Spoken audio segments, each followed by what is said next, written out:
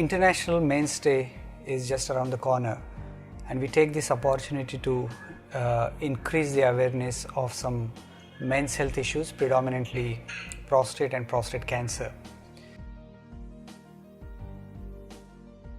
Prostate is a small gland which is present only in men, and it is a size of a walnut, sits inside a man's pelvis. It is a very tiny gland, and it basically occupies the space between the urinary bladder, which is a urine collecting reservoir, and the urethra.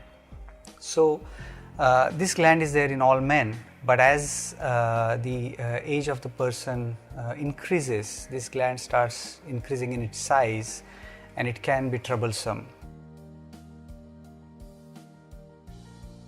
So you would ask me, what are the symptoms of prostate cancer?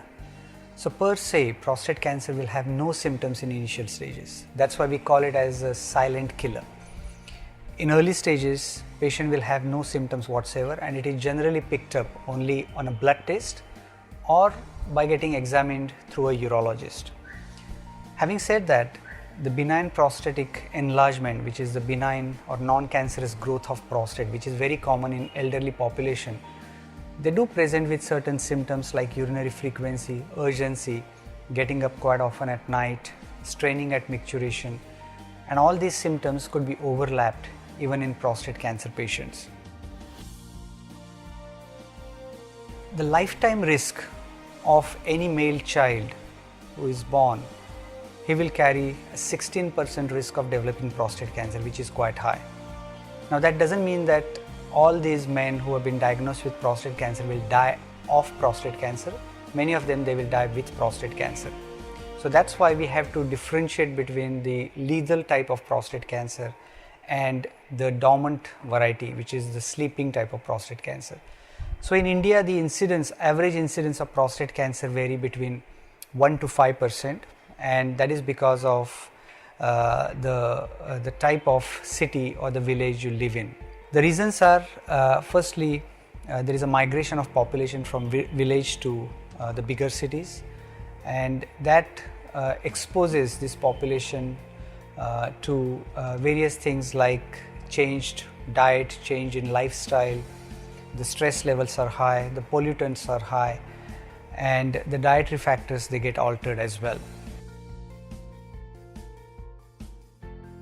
So the commonest test which is performed is a blood test. It's a simple blood test called PSA, prostate specific antigen test.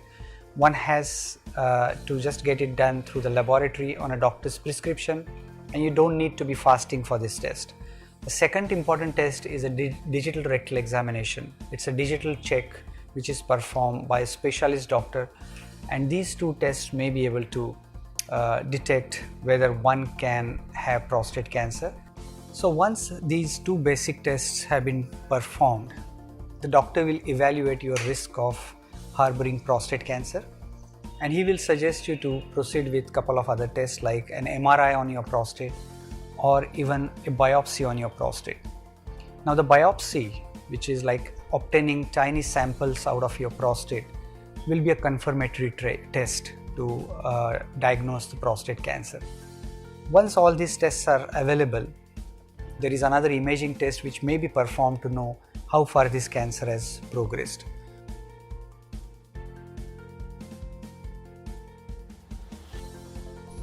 Now for the stage 1 and 2, we generally refer the patient either for having a radiotherapy or surgery. The treatment has to be customized as per the patient's requirement. We just don't consider each and every patient either for radiation or surgery, but we have to customize that treatment for that particular patient depending on his age, his requirements, his family background, his working pattern, and all these factors are considered before customizing the treatment for him. The outcome of surgery or radiation is almost equivalent, so there is none better than other. When the patient is diagnosed in stage 3 or stage 4 disease, then we have to use multiple treatment options, which may involve radiation with hormone therapy or even chemotherapy. There has been a lot of advancement in the last few decades about these treatment options.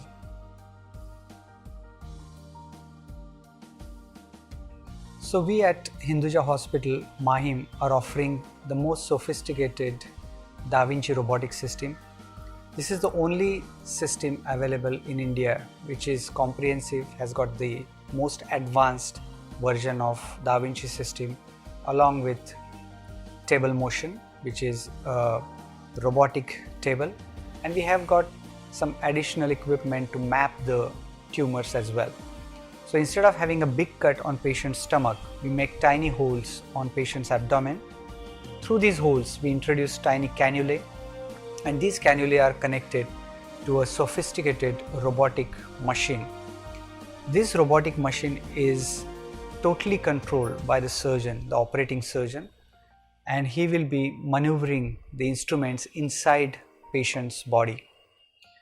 By and large, the advantages of robotic system are the incision is quite small. The vision what the surgeon gets is a three-dimensional vision which is superior to the normal eyes as well. The maneuverability which could be achieved inside patient's body is far superior than our own hands, and we get to use an extra arm to operate inside patient's body. The average blood loss which is compared as against the open surgery is almost 1/10 of the conventional surgery. The pain requirement medication is less, and the patient can go back to his normal activities in earlier stages. So there are many advantages with robotic prostate surgery, and across the world almost 98% of prostate cancer has been removed by robotic surgery.